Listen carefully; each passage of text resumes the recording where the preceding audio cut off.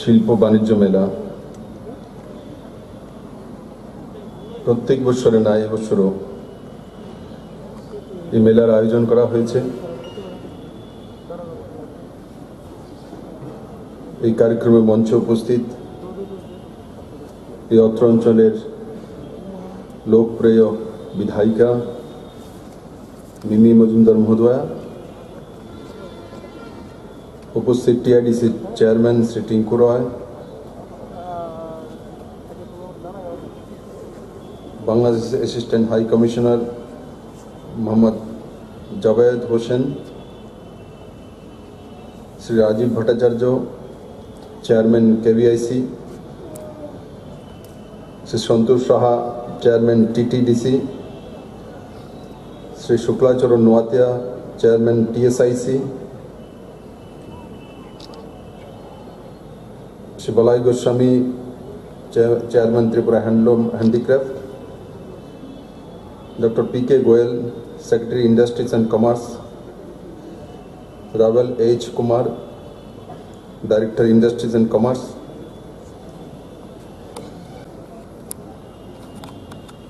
মহানুভব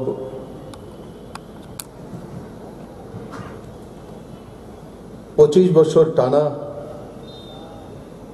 কমিউনিস্টের সরকার এ রাজ্যে ছিল ও 2018-তে 3 মার্চ এক ঐতিহাসিক দিন ত্রিপুরাতে এই বিজেপি আইপিএফটি সরকার প্রতিষ্ঠিত হয় শূন্য থেকে। এক সময় ওয়েস্ট বেঙ্গলেও টানা কমিউনিস্টদের সরকার ছিল এবং সেই সরকারেরও পতন হয়েছিল। এখানে 2018-তে ভারতীয় জনতা পার্টির সরকার প্রতিষ্ঠিত হয় মাননীয় নরেন্দ্র ভাই মোদীর নেতৃত্বে। আর ওয়েস্ট বেঙ্গলে ওই সময় সেই কমিউনিস্ট সরকারকে আজকের যে ওয়েস্ট বেঙ্গলের মুখ্যমন্ত্রী মমতা ব্যানার্জি মহোদয়া এবং ওনার পার্টি সে পরাজিত করেছে।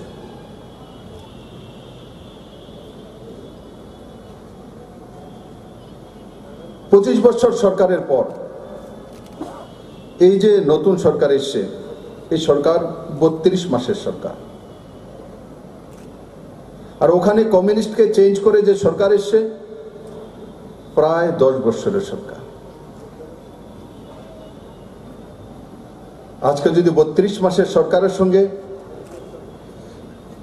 পশ্চিমবঙ্গের আজকের সরকারের তুলনা করি,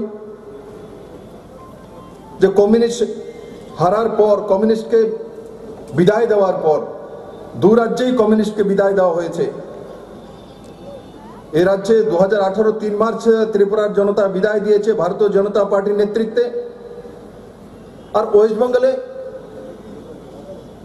তৃণমূল কংগ্রেস এবং তার নেত্রী মমতা ব্যানার্জির নেতৃত্বে কমিউনিস্টের অবসান ঘটে। কেন অবসান ঘটিয়েছিল? মানুষ ডেভেলপমেন্ট চাইছিল, স্বাধীনতা চাইছিল, নিজের স্বাভিমান অধিকার চাইছিল, সমৃদ্ধিশালী রাজ্য চাইছিল, education, infrastructure, commerce and industry, tourism, এই যে সেক্টরগুলি তার অগ্রগতি চাইছিল। আমি কিছু ডেটা আজকে তুলে ধরব। তো ত্রিপুরা তো কমিউনিস্ট সরকারের পরে ভারতীয় জনতা পার্টির সরকার এসছে, আর ওখানেও আজ থেকে 9.5 বছর আগে কমিউনিস্টকে টানা সরকারকে সরিয়ে ওয়েস্ট বেঙ্গলের মানুষ মমতা ব্যানার্জির নেতৃত্বে সরকার বানিয়েছে। আজকে যদি আমি দুই রাজ্যের দিকে তাকাই তো ওয়েস্ট বেঙ্গলে পার ক্যাপিটা ইনকাম কত আজকের দিনে? 1,15,748 টাকা। বড় রাজ্য। ত্রিপুরা আমার ছোট রাজ্য, আমাদের কাছে আয় সীমিত, আমাদের কাছে জায়গা সীমিত, আমাদের কাছে ইনফ্রাস্ট্রাকচার সীমিত। নরেন্দ্র ভাই মোদী যদি ত্রিপুরার ইনফ্রাস্ট্রাকচার ডেভেলপমেন্টের হীরা মডেলের ব্যবস্থা না করতেন তাহলে আমরা আমাদের একটাই লাইফলাইন আসাম আগরতলা রোডের উপরে নির্ভরশীল ছিলাম। এটাই আমাদের জীবন রেখা, এটাই আমাদের লাইফলাইন। আজকের বিষয় আলাদা। যেটা আমি বলছিলাম, ওয়েস্ট বেঙ্গলে এত বড় রাজ্য, এত কিছু ইনফ্রাস্ট্রাকচার হওয়ার পর 9.5 বছর টাইম পেয়েছে। তার স্থিতি কি? পার ক্যাপিটা ইনকাম 1,15,748 টাকা। ত্রিপুরা রাজ্যে 32 মাসে পার ক্যাপিটা ইনকাম কত? 1,23,630 টাকা, মাত্র 32 মাস। বন্ধুরা, এটা শিল্প বাণিজ্য মেলা, তার জন্য আমি এই কথাগুলো তুলে ধরবো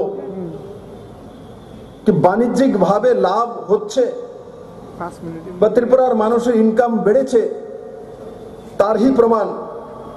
যেটা 2017-তে যে কমিউনিস্টের সরকার ছিল তখন এখানে পার ক্যাপিটা ইনকাম ছিল 1,444 টাকা। সেটার থেকে বেড়ে দাঁড়িয়েছে 32 মাসে। তার মধ্যে 10 মাস করোনার প্রকোপ ছিল, লকডাউন ছিল, আনলক ছিল, জনতার কারফিউ ছিল। হিসাব করলে যদি দেখি তো 20 মাসের 1,23,630 পার ক্যাপিটা ইনকাম পৌঁছেছে 20 মাসে। গ্রোথ কতটা হয়েছে? 23% গ্রোথ রেট। বন্ধু, 23%। বিপ্লব দেব একা করেছে সেটা নয়, বিপ্লব দেব এবং তার মন্ত্রিমণ্ডল মানসিকতা তৈরি করেছে।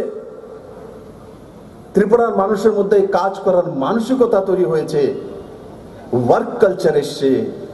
ত্রিপুরার অগ্রগতির মূল কারণ হচ্ছে ত্রিপুরার মানুষ খুব কম সময় বুঝে গেছে কাজ করতে হবে, খেতে যেতে হবে, শিল্পে যেতে হবে, জব ক্রিয়েটার তৈরি হতে হবে। আর তার কারণে গিয়ে পার ক্যাপিটা ইনকাম 1,23,630-এ পৌঁছে গেছে। কিন্তু ওয়েস্ট বেঙ্গলও পরিবর্তন মানুষ তার জন্য করেছিল, কিন্তু দুর্ভাগ্য আমার বাংলাতে সেটা হয়নি। বাংলার মানুষ তার প্রতিফলন দেখিয়েছে লোকসভা নির্বাচনে। আমিও ত্রিপুরা থেকে সেখানে প্রচারের জন্য গিয়েছিলাম। লোকসভা নির্বাচনে মাননীয় প্রধানমন্ত্রী 303 সিট নিয়ে দেশের দ্বিতীয়বার প্রধানমন্ত্রী হলেন। একসময় আমাদের 2014-তে আমাদের বাংলার ভাগিদারি মাত্র 2টি সিট ছিল, কিন্তু 2019-এর লোকসভায় বাংলা 18টি লোকসভার সিট দিয়ে মোদীকে শক্তিশালী সরকার বানানোর জন্য উপহার দিয়েছে। বন্ধু, আজকে বাংলাও মোদী সরকার চাইছে, কারণ বাংলা দেখে নিয়েছে যে ওখানেও পরিবর্তন হয়েছে, ওখানেও পরিবর্তন হয়েছে। ত্রিপুরাতে 32 মাসে 23% গ্রোথ রেট, অথচ ওয়েস্ট বেঙ্গলে এখনো 1,15,748-এ আটকে আছে। তো মানুষ মোদী চাইছে। বন্ধুরা, জিএসডিপি গ্রোথ রেট ওয়েস্ট বেঙ্গলে 20.47, মাত্র 12.47%। ত্রিপুরাতে জিএসডিপি গ্রোথ রেট 16.46। তার সঙ্গে সঙ্গে বিলো পভার্টি লাইন, যে গরিবী রেখার নিচে, ওয়েস্ট বেঙ্গলে আজও 19.98 মানে 20% লোক গরিবের রেখার নিচে। ত্রিপুরাতে আমরা কোথায় পৌঁছে গেছি? আমরা ওয়েস্ট বেঙ্গলের চাইতে অনেক নিচে চলে এসেছি, 14.05 মানে 14%।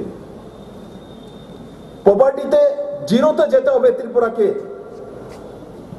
কিন্তু আমি আজকে ডেটা তার জন্য আমার ত্রিপুরাবাসীর সামনে প্রস্তুত করতে চাইছি যে দুই সরকারের মধ্যে তফাৎ কি, মোদী সরকার আর নন মোদী সরকারের মধ্যে ডিফারেন্সেস কি। এখানেও কমিউনিস্টকে পরাজিত করেছি লম্বা সময়, ওখানেও কমিউনিস্টকে পরাজিত করা হয়েছিল, কিন্তু ডেভেলপমেন্ট কি হয়েছে? ডেভেলপমেন্ট ওয়েস্ট বেঙ্গলে হয়নি, ত্রিপুরাতে হচ্ছে। এই ডেটা প্রমাণিত করছে। ক্রাইম এগেইনস্ট ওমেন পার লাখ ওয়েস্ট বেঙ্গলে আজকের দিনেও 64% পার লাখ, ত্রিপুরাতে 44% পার লাখ। তো আইন কানুন ব্যবস্থা, যে ভারতীয় জনতা পার্টি সরকার যখন আসে কমিউনিস্টকে চেঞ্জ করে, তখন তার রূপ কাঠামো কি হয়, আর যদি কমিউনিস্টকে চেঞ্জ করে অন্য কারো সরকার এসছে তার চেহারা কি হয়, সেটা আমি তুলে ধরতে চাইছি বন্ধুরা। আজকে ভারতীয় জনতা পার্টি না হয়ে যদি এখানে অন্য কোনো পার্টির পরিবর্তন হতো, তো ত্রিপুরার কোনোদিনই পার ক্যাপিটা ইনকাম 23% গ্রোথ না হতো, না ক্রাইম রেট ঘটতো, না মহিলাদের উপর অত্যাচার কমতো। সেগুলো হয়েছে কারণ কি, সেটা ভারতীয় জনতা পার্টির সরকার, নরেন্দ্র মোদীর নির্ধারিত নিয়ম মাফিক কাজ করার সরকার। বন্ধুরা, ইন্টারনেটের জামানা, সবার হাতে একটা মোবাইল ফোন আছে, আমরা অনলাইনে চলে যাই। ওয়েস্ট বেঙ্গলে আজকের দিনে ইন্টারনেট কভারেজ পার 100-এ কত আছে? পার 100-এ প্রতি 100 ব্যক্তিতে 56.54%, মানে 57% রয়েছে। 100 জনের মধ্যে 57 জনের কাছে ইন্টারনেট কভারেজ আছে। অথচ ওয়েস্ট বেঙ্গল সম্পূর্ণভাবে সমতল ভূমি, খানিকটা উঁচু নিচু জায়গা। ত্রিপুরাতে 70% জায়গায় আমাদের ইন্টারনেট কানেক্টিভিটির অসুবিধা হয়, কারণ আমাদের পাহাড়ি অঞ্চল রয়েছে। তারপরও ত্রিপুরার ইন্টারনেট কভারেজ পার্সেন্টেজ কত? পার 100 লোকে 100 জনে 75.48, মানে 100 জনের মধ্যে 76 জনের কাছে ইন্টারনেট পৌঁছে দিতে এই নতুন সরকার সক্ষম হয়েছে বন্ধু। তার সঙ্গে সঙ্গে অনলাইন সার্ভিস, ত্রিপুরাতে ই সার্ভিসেস 74টি ই সার্ভিসেস রয়েছে ত্রিপুরাতে 32 মাসের মধ্যে। আর সেখানে কতটা আছে ওয়েস্ট বেঙ্গলে? 42টি আছে, মাত্র 42টি, ত্রিপুরার অর্ধেকের কাছাকাছি। বন্ধুরা, এই সরকার আসার পর আমরা কর্মচারীদেরকে 7 পে স্কেল দিয়েছি। সমস্ত অ্যালাউন্সেস দেইনি, কিন্তু 7 পে স্কেল দিয়েছি। পশ্চিমবঙ্গে 7 পে স্কেল লাগু হয়নি। জলের ব্যবস্থা, মাননীয় প্রধানমন্ত্রী 2019-এ দ্বিতীয়বার প্রধানমন্ত্রী হওয়ার পর ওনার সবচেয়ে বড় মিশন হচ্ছে জল জীবন মিশন। 2024-এর মধ্যে প্রত্যেকের বাড়িতে মুফত পানীয় জল পৌঁছে দেওয়া, water supply connection every house hold. ত্রিপুরাতে 2018 ডিসেম্বর থেকে আমরা অটল জলধারা মিশনের মাধ্যমে শুরু করেছি। এই সরকার যখন এসেছিল তখন জলের কানেকশন সারা ত্রিপুরা রাজ্যে কত ছিল? 14,000 কানেকশন ছিল প্রায়, তাও পয়সা দিয়ে। নেতার বাড়িতে যেতে হবে, চাঁদা দিতে হবে। জলের কানেকশন মানে গ্রামে বা শহরে কেউর বাড়িতে জলের কানেকশন রয়েছে তো কোনো বড় ব্যক্তি হবে, আর গ্রামে তো প্রশ্নই ওঠে না বড় ব্যক্তি ছাড়া। গরিবের ঘরে ওয়াটার সাপ্লাই কানেকশন কে দেবে, কে পারমিশন আনবে? কিন্তু এই সরকার জল জীবন মিশন ঘোষণা করার আগেই 2018 ডিসেম্বর থেকে অটল জলধারা মিশনের মাধ্যমে সিদ্ধান্ত করেছে 2022 ডিসেম্বরের মধ্যে ত্রিপুরার প্রত্যেকটি পরিবারের কাছে মুফত 1 পয়সা লাগবে না, বিনা পয়সায় জলের কানেকশন পৌঁছে দেবে।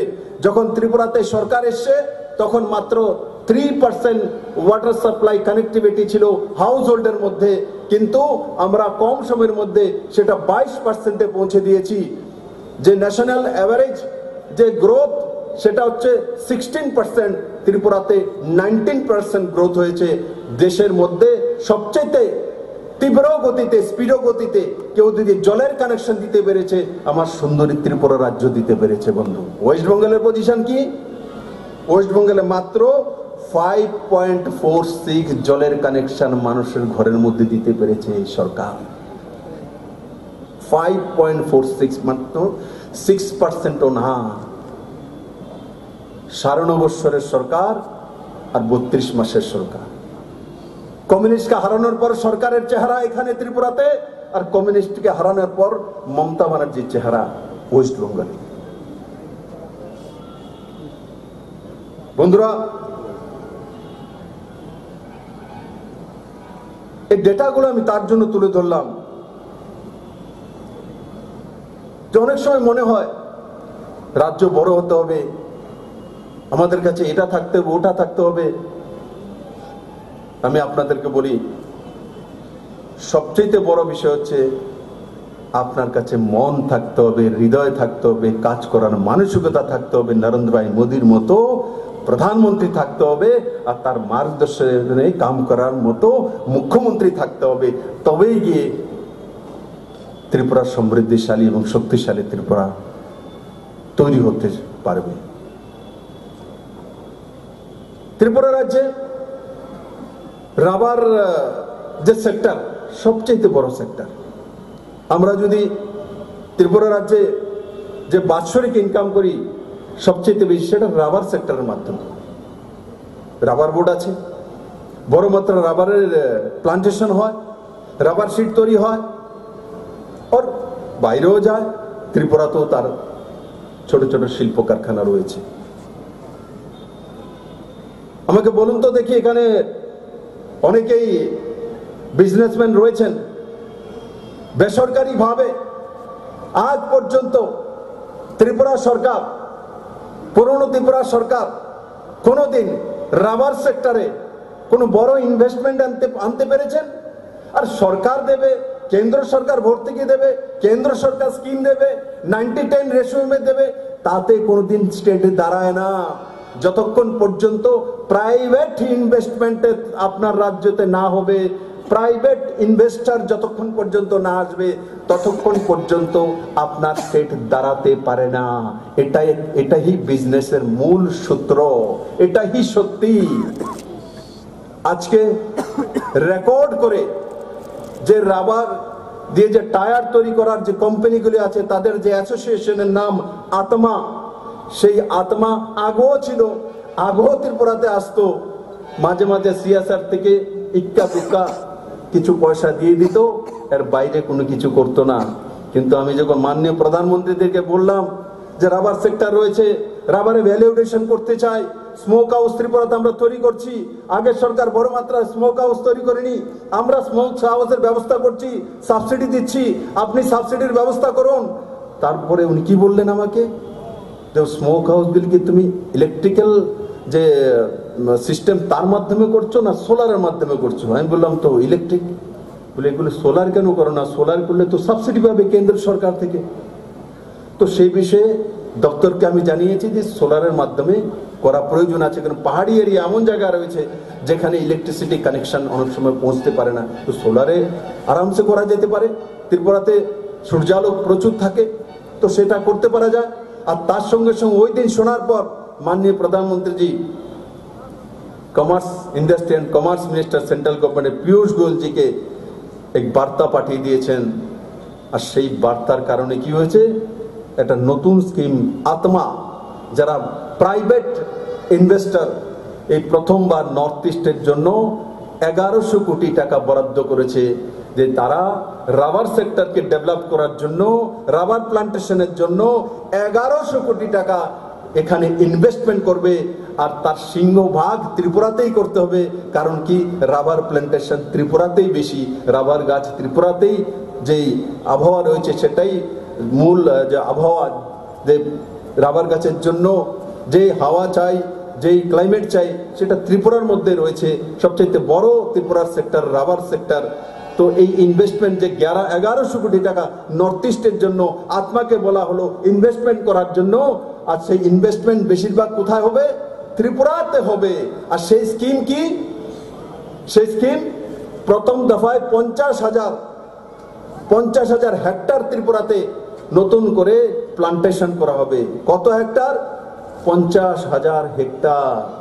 তার মধ্যে কি রয়েছে সেই স্কিমে? সেই স্কিমে রয়েছে যেই রাবার চাষিদেরকে এই 1100 কোটি টাকা থেকে লোন দেওয়া হবে ব্যাংকের মাধ্যমে, তার কাছ থেকে রাবার গাছ বড় না হওয়া পর্যন্ত, মানে 7 বছর পর্যন্ত, যতদিন পর্যন্ত রাবার গাছ থেকে রাবারের কষ না বের হয় ততদিন পর্যন্ত তাকে ব্যাংকের কিস্তিও দিতে হবে না 7 বছর যাবত। 7 বছর যাবত ইন্টারেস্টও দিতে হবে না, এমনকি জীবনভর ইন্টারেস্ট দিতে হবে না। সমস্ত ইন্টারেস্ট আত্মা দেবে। আর 7 বছর পরে যখন রাবার গাছ দাঁড়িয়ে যাবে, তার থেকে কষ বেরোবে। যখন আপনি তা থেকে সিড তৈরি করবেন, সেই সিড বিক্রি করে আপনি ধীরে ধীরে কিস্তি চুকাবেন। সেই ব্যবস্থা মাননীয় প্রধানমন্ত্রী করেছে। ত্রিপুরার ইতিহাসে কোনো জনের রাবার সেক্টরে এত বড় ইনভেস্টমেন্ট, প্রাইভেট ইনভেস্টমেন্ট আর এত সুন্দর ব্যবস্থা পুরনো সরকার কোনো জায়গায় কোনো প্রান্তে করতে পারেনি বন্ধুরা। এটা রাজ্যকে উঠাতে গেলে প্রাইভেট ইনভেস্টমেন্ট চাই। আজকে ত্রিপুরাতে বড় মাত্রা আগর গাছ রয়েছে। পুরনো সরকার থাকতে কি ব্যবস্থা করেছে? আগর গাছকে না কাটার সমস্ত বন্দোবস্ত, আগর গাছকে কমার্শিয়ালাইজ যাতে না করতে পারে ত্রিপুরার মানুষ, তার জন্য সমস্ত পাবন্দি লাগিয়ে দিয়েছে। নর্থে বড় মাত্রায় আগর গাছ হয়। আমি হিসাব করা শুরু করেছি, প্রথম এসেছিল 31 লাখ আগর গাছ আছে, এখন আসছে যে 31 লাখ নয়, 51 লাখ আগর গাছ ত্রিপুরাতে রয়েছে। কিন্তু এই আগর বিক্রি করে ত্রিপুরার মানুষ রোজগার করতে পারছিল না, আর তার সেই দামও পাচ্ছিল না। আর তার কারণ কি হচ্ছে? কারণ ত্রিপুরা সরকার এমন ল বানিয়ে রেখেছে ফরেস্ট অ্যাক্টে, যে আগর গাছ কাটা এবং তাকে বিক্রি করা তার কোনো ব্যবস্থাই নেই। আর তার প্রতিফলন আমাদের নর্থ থেকে ব্ল্যাক হয়ে, চুরি হয়ে, বর্ডার পাস হয়ে আসামে যেত, আর একদম সুনামধন্য এমপি আরবপতি হয়ে গেছে ত্রিপুরার আগর গাছ বিক্রি করে, আরবপতি হয়ে গেছে। আর ত্রিপুরার মানুষ গরিব থেকে গরিবতর হচ্ছিল। কারণ কি? পুরনো সরকারটা ফ্যাক্টরিটাই ছিল গরিব থেকে গরিব বাড়ানোর সিম্বল। সেই ফ্যাক্টরিতে কোনোদিনের ডেভেলপমেন্টের মন্ত্রই নেই। মানুষকে কত বেশি শোষণ করা যায়, কত বেশি গরিব রাখা যায়, তবেই তো তাদের বাণিজ্য চলবে। কিন্তু এই সরকার এমন সরকার নয়। এই সরকার আসার পরে যখন দেখছে যে আগর চাষি বড় মাত্রা রয়েছে, তো তখন তার মধ্যে সরলীকরণ করে দেওয়া হয়েছে। আগরের জন্য ছোট্ট একটা বডি তৈরি করা হয়েছে আগরতলাতে। আগামী দিনে বোর্ডের দিকে আমরা চলে যাব, এবং আগর যাতে গাছ বিক্রি করতে পারে ফাঙ্গাস করে, তার মধ্যে কমার্শিয়ালাইজ করতে পারে, তার জন্য ট্রেনিং করা স্কিল ডেভেলপমেন্টের মাধ্যমে।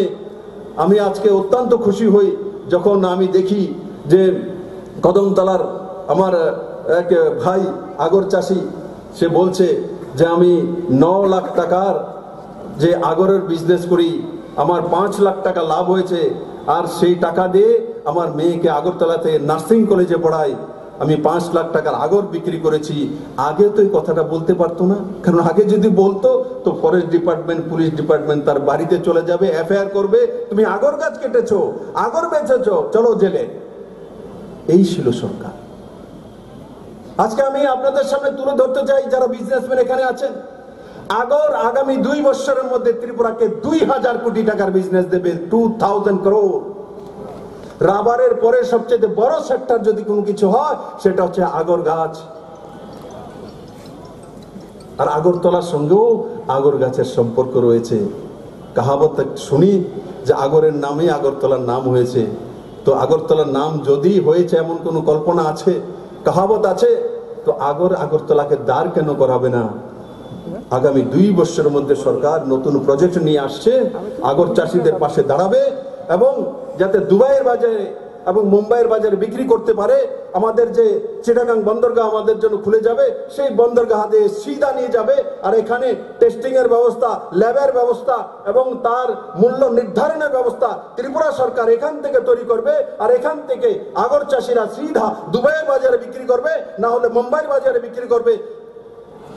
এখান থেকে আর যাওয়ার দরকার নেই বন্ধুরা। আজকে সরকার সেই দিশাতে কাজ করছে। আজকে স্পেশাল ইকোনমিক জোন, কোনদিন ত্রিপুরাবাসী কল্পনা করেছিল যে ত্রিপুরাতে স্পেশাল ইকোনমিক জোন হতে পারে? ত্রিপুরাবাসী কোনদিন কল্পনা করেছিল ত্রিপুরাতে 3টি ইন্টিগ্রেটেড চেকপোস্ট হতে পারে? আধুনিকতম। আর এক একটি ইন্টিগ্রেটেড চেকপোস্টের জন্য খরচা কত? 100 কোটি টাকা। তার উপর খরচা হয় জমির টাকা নিয়ে। কল্পনা করেছিল কোনদিন ত্রিপুরাবাসী হতে পারে? আর সাব্রম শহর, তো শহর কোথায় আছে বোঝাই যেত। আজকে সাব্রম ত্রিপুরার বাণিজ্যিক রাজধানী উঠছে। মৈত্রী সেতু কমপ্লিট হয়ে গেছে, এসিজেড কাজ চলছে, লজিস্টিক হাবের কাজ চলছে, রেলওয়ে লোড আনলোডের স্টেশন হয়ে গেছে, আইসিপি পয়সা চলে এসছে, তার কাজ শুরু হয়ে গেছে। আগামী 3 থেকে 4 বছরের মধ্যে সাব্রমের আশপাশে কমসে কম 2.5 লাখ লোকের রোজগার হবে আর বড় মাত্রায় ইনভেস্টমেন্ট হবে। ত্রিপুরা কোথায় যাবে? লজিস্টিক হাব হবে। যে অ্যাসিস্ট্যান্ট কমিশনার বলছিলেন যে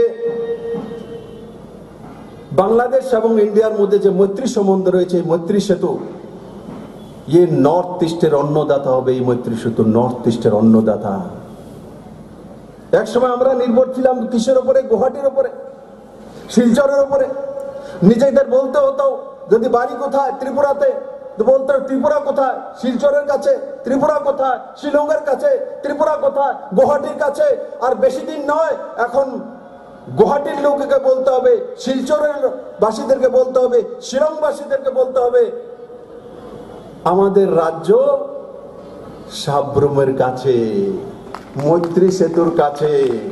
চিটাগাং বন্দরগাহ থেকে মাত্র 70 কিলোমিটার দূরে অবস্থিত যদি কোনো রাজ্য নর্থ ইস্টের আছে, একমাত্র ত্রিপুরা রাজ্য আছে। আর কোনো অন্য রাজ্য হতে পারে না, তার ভৌগোলিক স্থানও নেই। নদীর মাধ্যমে হতে পারে, গোমতী নদীতে ছোট জাহাজ আসবে, ছোট বার্চ আসবে, আপনারা দেখেছেন, তার ট্রায়াল হয়ে গেছে। ব্রহ্মপুত্রতে আসে, বরাকও আসে, কিন্তু বরাক আর ব্রহ্মপুত্রতে, গোমতীতে বড় জাহাজ আসতে পারে না। যতদিন পর্যন্ত বড় জাহাজের সঙ্গে রাজ্যের সম্পর্ক না হয় জলপথে, সে রাজ্য, সে প্রান্ত ডেভেলপমেন্ট হতে পারে না। আমাদের দুর্ভাগ্য, দেশ বিভাজনের কারণে চিটাগাং বন্দরগাহ তৎকালীন পাকিস্তানের কাছে চলে গিয়েছিল, কিন্তু পরবর্তী সময় জাতির জনক শেখ মুজিবের নেতৃত্বের কারণে সেটা নতুন দেশ রূপে, বাংলাদেশ রূপে আমাদের সামনে চলে এসছে। আর তার কারণে যে স্বাধীনতার আগে যে নর্থ ইস্টের জিডিপি রেট ছিল, গ্রোথ কত ছিল জানেন? নর্থ ইস্টের জিডিপি রেট ছিল 23%, কিন্তু যেই মাত্র চিটাগাং বন্দরগাহ আমাদের কাছ থেকে চলে গেল, তো আমাদের জিডিপি রেট ডাউনে চলে গেছে। আমরা শূন্যের কোঠায় চলে গেছি, আমরা কেন্দ্র নির্ভরশীল হয়ে গেছি। আজকে মাননীয় প্রধানমন্ত্রী নরেন্দ্র ভাই মোদী এবং বাংলাদেশের প্রধানমন্ত্রী শেখ হাসিনা মহোদয়া, দোনো প্রধানমন্ত্রীকে আমি এখান থেকে ধন্যবাদ জানাবো। আপনাদের প্রচেষ্টায় ত্রিপুরা এখন নর্থ ইস্টের দ্বার শুধু নয়, পুরো সাউথ এশিয়ার দ্বার হয়ে উঠবে এবং বাংলাদেশও বাণিজ্য করবে, ত্রিপুরাও বাণিজ্য করবে। এবং নর্থ ইস্টে যে ইনফ্রাস্ট্রাকচারাল যে ডেভেলপমেন্টের মূল মন্ত্র, সে দ্বার খুলে যাচ্ছে বন্ধুরা। আজকে নর্থ ইস্ট আবার সেই জায়গায় পৌঁছবে চিটাগাং বন্দরগাহের কারণে। আমি ওই দিনে এক অন্ধ্রপ্রদেশের এক মিত্র আমার বাড়িতে এসেছিল, ইনফ্রাস্ট্রাকচার বিজনেস করে। আমি জিজ্ঞাসা করলাম, ওখানে সিমেন্টের পার বড়ি কত? বলে 300 টাকা। আমাদের ত্রিপুরা রাজ্যে কত? এক বস্তা সিমেন্টের দাম কত ভাই? বলবে কেউ? হ্যাঁ, কত? শুনি না। 400 কোটি টাকা। ওখানে 300 টাকা 250 টাকা পাওয়া যায়। ফারাকটা বুঝতে পেরেছেন? অন্ধ্রপ্রদেশও ভারতবর্ষ, ত্রিপুরাও ভারতবর্ষ। আর যেই মাত্র হলদিয়া বন্দর থেকে বা পারাগা বন্দর থেকে বা পারাদ্বীপ বন্দর থেকে বা বিশাখাপট্টনম থেকে যখন পাথরের বোঝায় বড় জাহাজ আসবে, সিমেন্টের বোঝায় বড় জাহাজ চিটাগাং বন্দরগাঁও আসবে, তখন ত্রিপুরা তাই আর সিমেন্ট 420 টাকা প্রতি ব্যাগ থাকবে না, সেটাও নিচে নেমে 310 টাকা বা 20 টাকা চলে আসবে, প্রতি ব্যাগে 100 টাকা ডাউন হবে। একবার হিসাব করে দেখুন তখন ত্রিপুরার ইনফ্রাস্ট্রাকচার কিভাবে ডেভেলপমেন্ট হবে। শুধু সিমেন্ট নয়, একটা ইনফ্রাস্ট্রাকচার ডেভেলপমেন্ট করতে গেলে রাজ্যকে কি চাই? সিমেন্ট চাই, তার সঙ্গে চিপস চাই, মানে পাথরের চিপস চাই, আর রড চাই, স্টিল চাই। তিনোটা যদি ত্রিপুরাতে আনতে যাই আমরা 3 গুণা পয়সা দিতে হয়, ডাবলের চাইতে দিতে হয়। আমাদের সারা জীবনের পুঁজি লাগিয়ে কেউ সারা জীবন চাকরি করেছে, কেউ বিজনেস করেছে, শেষ জীবনে একটা বাড়িতে বিল্ডিং তুলবো, আমি বাউন্ডারি ওয়াল তৈরি করবো, সমস্ত টাকা তার মধ্যে লাগিয়ে দিই আমরা। ওয়েস্ট বেঙ্গলে যদি সেই বাড়ি তৈরি করি, যদি 50 লাখ টাকা হয়, তো ত্রিপুরাতে সেটা 80 লাখ টাকায় হয়। তো ত্রিপুরা কিভাবে দাঁড়াবে? কিভাবে ইনফ্রাস্ট্রাকচারের ডেভেলপমেন্ট হবে? আজকে ত্রিপুরা সেই রাস্তা তৈরি করে নিয়েছে যে ত্রিপুরাতে যে পাথর বা চিপস যে আমাদের কাছে আসে, আর মেঘালয়ের চিপস বাংলাদেশ হয়ে আসে, আসার পর এখানে 120 টাকা পার স্কোয়ার ফিট হয়ে যায়। ওই দিন মেঘালয়ের মুখ্যমন্ত্রী আমার সঙ্গে কথা বলছিলেন, তাই আমি বললাম আপনার এখানে পার স্কোয়ার ফিট কত? তো বলছে 20 টাকা আছে, 40 টাকা আছে, 35 টাকা আছে। ত্রিপুরা রাজ্যে কত? 130 টাকা, 140 টাকা। এটাই কেন? এতদিন পুরনো সরকার ছিল না, 25 বছরের টানা সরকার, তার নজরে আসেনি যে সিমেন্টের এত দাম কেন, চিপসের এত দাম কেন, রোডের এত দাম কেন? তো জনতাকে বলবো চলো আন্দোলন করি। চিপসের দাম কেন? মোদী সরকার জবাব চাই, জবাব দাও। রডের দাম কেন? কেন্দ্র সরকার জবাব চাই, জবাব দাও। জবাব এসেছে? পেয়েছে ত্রিপুরা? কিছু পায়নি। শুধু এরা পেয়েছে 25 বছরের টানা সরকার, 20 বছরের টানা মুখ্যমন্ত্রী, আর বাকি ত্রিপুরার মানুষের সত্যানাশ। আজকে জনতার সরকার, বাই দ্য পিপল সরকার। তার জন্য যাতে ত্রিপুরাতে এই সমস্যা না থাকে, দোনো প্রধানমন্ত্রী এসওপি সিগনেচার করে নিয়েছেন এবং আজকে বেশি সময় নেই, আমাদের সে ব্রিজ প্রায় কমপ্লিট হয়ে গেছে। আর ওইদিকে যে 35 কিলোমিটার রোড চড়া করতে হবে বাংলাদেশ সাইডে, তারও টেন্ডার হয়ে গেছে, যাতে বড় বড় কন্টেনার চলে আসতে পারে, যাতে ত্রিপুরাতে 130 টাকা 140 টাকা দিয়ে পার স্কোয়ার ফিট যে চিপস যাতে কিনতে না হয়, আমরাও যাতে 50 টাকায় 60 টাকায় কিনতে পারি, তার ব্যবস্থাই সরকার করেছে।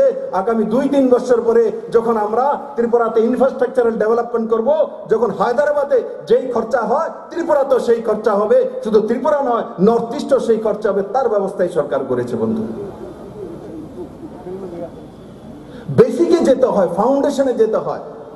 আগে একটা কাহাবত ছিল, আমারও এখানে জন্ম হয়েছে গ্রাম, ত্রিপুরা ভূকম্প জোন, এখানে হাই রাইজ বিল্ডিং হয় না। দুনিয়াতে প্রমাণিত যে রাজ্যের কাছে বা যেই দেশের কাছে ভূভাগ কম থাকে, তো সেই দেশ উপরের দিকে মানে হাই রাইজ বিল্ডিং এর টেকনোলজিতে যায়। কিন্তু ত্রিপুরাতে যেতে পারবো না কেন? মেলার মার্কেট থেকে বলে দিয়েছে যেটা ভূকম্প হইলে বিল্ডিং করে যাবো, 5 তলার উপরে তোলা যায় না। ত্রিপুরাতে সবাই মেনে নিয়েছে, এটাই সত্য, কারণ সরকার বলেছে। আগে যে ইঞ্জিনিয়াররা বলেছিল যে ত্রিপুরাতে 5 তলার আগে উপরে তোলা যায় না, যে নেতারা বলেছিল, যে মন্ত্রীরা বলেছিল, এখনো তো সেই ইঞ্জিনিয়াররাই আমার সঙ্গে কাজ করছে। এখন কেন সেই ইঞ্জিনিয়াররা বলছে ত্রিপুরাতে 15 মঞ্জিলা বিল্ডিং হতে পারে? এখন কিভাবে ত্রিপুরাতে টেন্ডার হয়ে যাচ্ছে যে 16 তলা বিল্ডিং হবে আগরতলাতে? এখন কিভাবে ত্রিপুরাতে 2500 ফ্ল্যাট তৈরি করার ডিপিআর তৈরি হচ্ছে? আগে কোনো হচ্ছিল না। আগে কাজ করার ইচ্ছেই ছিল না, ত্রিপুরাকে ডেভেলপমেন্ট করার মানসিকতাই ছিল না। গুয়াহাটিতে যদি 10 তলা 12 তলা বিল্ডিং হতে পারে ভূকম্প জোন 5-এ, তো ত্রিপুরাতে কেন হবে না? তার টেকনোলজি তো রয়েছে। আর আজকে মাননীয় প্রধানমন্ত্রীজি শুধু সেই 15 তলা 20 তলা বিল্ডিং নয়, ত্রিপুরাতে লাইট হাউস দিয়ে দিয়েছেন। দুনিয়ার আধুনিকতম পদ্ধতিতে 1000 ফ্ল্যাট গরিব মানুষের জন্য রামনগরে তৈরি হবে। 1000 ফ্ল্যাট কতদিনে তৈরি হবে? যদি পুরনো সরকার থাকতো 7 মঞ্জিলা বিল্ডিং, 7টা বা 6টা টাওয়ার, আর তার মধ্যে 1000 ফ্ল্যাট হবে, কত বছর লাগতো বলেন তো? কেউ বলবে আমাকে? যদি পুরনো সরকার থাকতো কত বছর লাগতো 1000 ফ্ল্যাট তৈরি করতে? 10 বছর। 10 বছর তো তৈরি করতে, তারপরে আন্দোলনের ফল বের করতে আরো সময় লাগবে। আর আজকে নরেন্দ্র মোদী সরকার, ত্রিপুরাতে ভারতীয় জনতা পার্টি সরকার লাইট হাউস তৈরি হচ্ছে নিউজিল্যান্ডের টেকনোলজিতে, ভূকম্প রোধক। 1000 ফ্ল্যাট তৈরি হবে মাত্র 12 মাসে তৈরি হবে, মাত্র 12 মাসে। আজকে ত্রিপুরা সেই জায়গা দাঁড়িয়ে আছে। একসময় বলা হতো 5 তলার উপরে ত্রিপুরাতে তৈরি হতে পারে না, সেটাই আমাদেরকে বিশ্বাস করিয়ে দেওয়া হয়েছিল যে ত্রিপুরাতে সেটা সম্ভব না। কিন্তু আজকে ত্রিপুরাবাসী দেখছে না, ত্রিপুরাতে 15 মঞ্জিলা বিল্ডিং হবে আর ভূকম্প রোধক 12 মাসের মধ্যে 1000 ফ্ল্যাট গরিবদের জন্য দাঁড়িয়ে যাবে। তারও ব্যবস্থা নরেন্দ্র ভাই মোদী করেছে। ভারতবর্ষের 6টি রাজ্যকে দিয়েছে। নর্থ ইস্টে কোন রাজ্য যদি পেয়েছে, আমার ত্রিপুরা সুন্দরী রাজ্য পেয়েছে। মিমি মজুমদার বাসের ভিতরে বলছিল, বড় মাত্রায় আমাদের বনজ সম্পদ রয়েছে।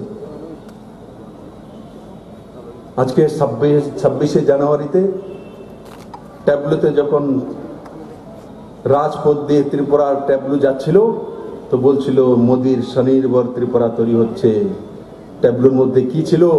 আমার জনজাতি ভাই বোনরা সাইটে তারাদের আমার নৃত্য করছিল, আর তার মধ্যে বাঁশের বোতল দেখা যাচ্ছিল, বাঁশের থাল দেখা যাচ্ছিল, সুপারির থালি দেখা যাচ্ছিল।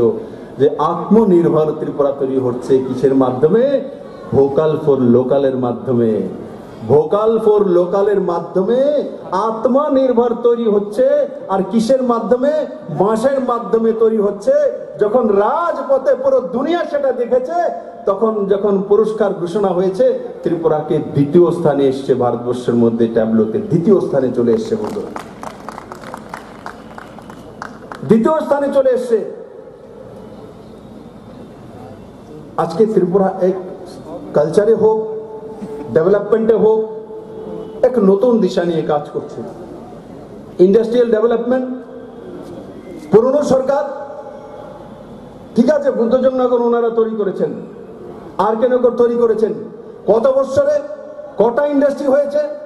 বিগত 32 মাসে কতটা নতুন ইন্ডাস্ট্রি এসছে? কত টাকা ইনভেস্টমেন্ট হয়েছে? 125 কোটি টাকা ইনভেস্টমেন্ট হয়েছে কম সময়ের মধ্যে, 32 মাসের মধ্যে 125 কোটি টাকা ছোট ছোট বিজনেসম্যানরা ত্রিপুরাতে ইনভেস্টমেন্ট করেছে। বন্ধুরা, তাদের সময় ইনভেস্টমেন্ট কত ছিল? কত ইনভেস্টমেন্ট? কত? 8 কোটি টাকা ইনভেস্টমেন্ট হতো।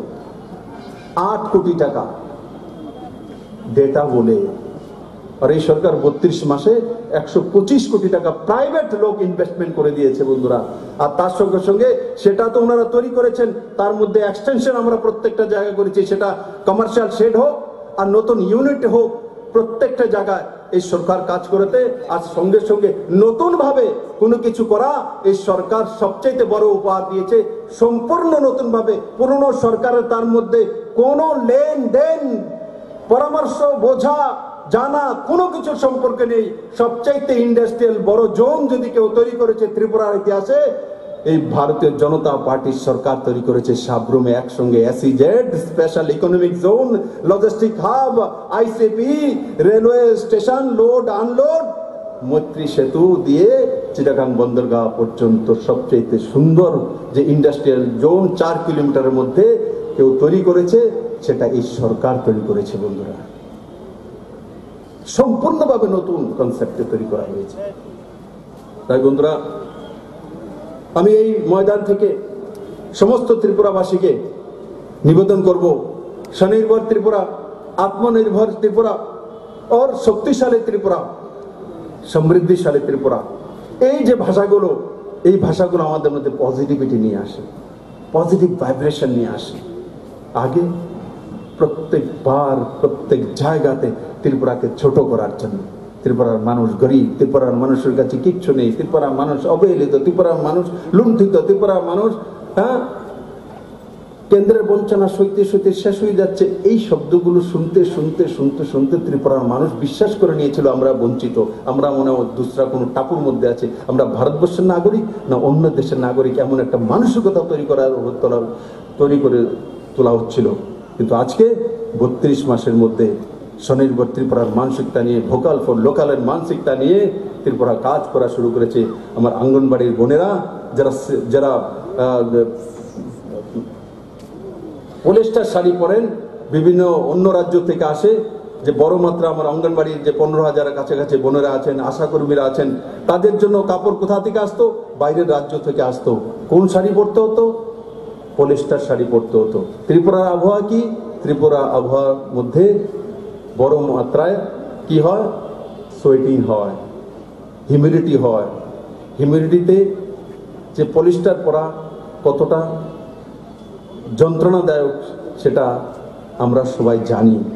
কিন্তু আজকে সরকার ভোকাল ফর লোকালের মন্ত্রে সিদ্ধান্ত করেছে, এখানে বলাই গোস্বামী মহোদয় আছেন, হ্যান্ডক্রাফটের মাধ্যমে আমরা কাপড় তৈরি করা শুরু করেছি।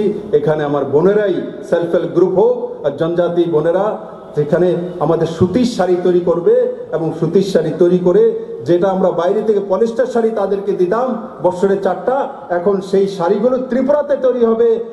ভোকাল ফর লোকালের মাধ্যমে বোনেরা তৈরি করবে, বোনেদেরকে দেবে, এবং নিজের রাজ্যের পয়সা নিজের রাজ্যে থাকবে, পলিস্টারের বদলে সুতির শাড়ি পরবে, পিওর সুতির, তার ব্যবস্থাই সরকার করেছে।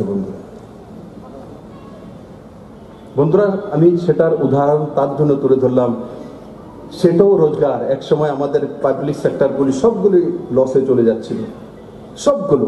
আজকে আমাদের এক এক করে পাবলিক সেক্টরগুলো উঠে আসছে। তার কারণ কি? টিআইডিসি আগে প্রফিটে ছিল, কিন্তু এখন প্রফিটের মাত্রা বেড়ে গেছে। ত্রিপুরা টি ডেভেলপমেন্ট কর্পোরেশন লসে, ভয়ঙ্কর লসে ছিল, পিছনের লাইবিলিটি যদি ছেড়ে দেয় তো লাভে চলে এসছে। হ্যান্ডলুম হ্যান্ডিক্রাফট লাভে চলে আসছে। বলাই বাবু মাঝে মাঝে দৌড়ে আছে, স্যার জিবি হসপিটালে আমার এটা নিয়ে নিন, আমার শাড়ি নিয়ে নিন, আমার মাস্ক নিয়ে নিন। একবার মাস্ক বানিয়ে নিয়েছে, শাড়িটা আপনি পরেন। মানে এই যে উৎসাহ, সন্তোষ বাবু আমি যখন দেখি যে চা পাতা বেচে আইছি, যেমন নিজে বেচে আইছি, হ্যাঁ কলকাতা বলে স্যার 147 টাকা করে পুরনো সরকার থাকতে বিক্রি হতো, আর আজকে 274 টাকা করে বিক্রি হয় হোলসেলে কলকাতার বাজারে। ত্রিপুরার স্বাভিমানী হচ্ছে না, কোথায় 147 টাকা হোলসেলে মার্কেটে, কোথায় 274 টাকা। সেই জায়গা টি ডেভেলপমেন্ট কর্পোরেশন চলে গেছে। আমাদের বিভিন্ন কর্পোরেশনগুলি, খাদি গ্রাম উদ্যোগ বোর্ডের রাজীব বাবু আছেন, উনি নতুন ভবন তৈরি করছেন, কেন্দ্রীয় খাদি বোর্ড আমাদেরকে সাহায্য করছে, আর সেখানে খাদি গ্রাম উদ্যোগ বোর্ড হানি প্রসেসিং ইউনিট নতুনভাবে তৈরি করছেন। কারণ কি? বাঁশের বোতলে মধু ভরে ত্রিপুরা সরকার বিক্রি করবে। মাননীয় প্রধানমন্ত্রীর হাতে ত্রিপুরার মধু পৌঁছে গেছে বাঁশের বোতলের মাধ্যমে, রাষ্ট্রপতির কাছে পৌঁছে গেছে। যেমন কুইন পাইনাপল পৌঁছেছে, তেমন ত্রিপুরার বাঁশের বোতলে মধুও পৌঁছে গেছে। তার প্রসেসিং করার জন্য ইউনিট রাজীব বাবু তৈরি করছে। তো আগের যে চেয়ারম্যান ছিল, ওই চেয়ারম্যান শুধু আন্দোলনে ব্যস্ত থাকতেন।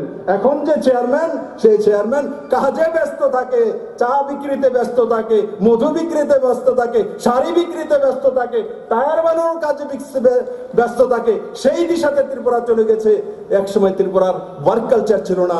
আজকে আমি গর্ব করে বলি, হরিয়ানা, পাঞ্জাব, গুজরাটের মতো ত্রিপুরা তো ওয়ার্ক কালচার চলে এসে, আমরা কাজ করতে জানি, আমরা কাজ করব আর ত্রিপুরাকে এগিয়ে নিয়ে যাব, আর কম সময়ের মধ্যে ত্রিপুরাকে সর্বশ্রেষ্ঠ রাজ্য বানাবো। সবাইকে অনেক অনেক ধন্যবাদ। জয় হিন্দ, ভারত মাতা কি জয়। অনেক ধন্যবাদ মাননীয় মুখ্যমন্ত্রী।